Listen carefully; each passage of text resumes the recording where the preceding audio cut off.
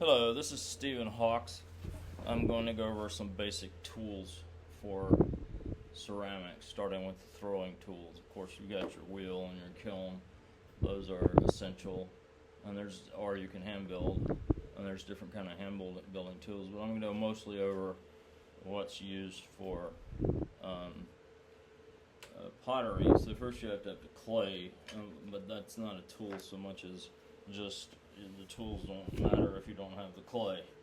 So this would be the first thing I would probably use in the ways of tools. Of course, your hands are your first tool, essentially, and your eyes. I did have somebody ask me once that was blind if they could make pottery, and I said, well, let me see. I'm going to close my eyes, and I could make some basic forms that way. But this is you can also use a triangular form as long as it has a straight edge, and for larger pieces this way. So you want it to fit halfway across and with a little room to go back and forth. So you'd be doing like this at an angle from the center out. And that's a type of flat rib than the triangular rib.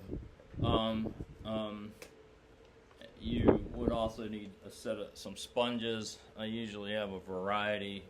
I used to try and use sponges that I got from down on the coast and in Florida, but they rot really quickly. So some of these I've had for years. That's a really good one. The larger piece, the larger the tools. So you could infer that the larger the sponges. But you don't necessarily need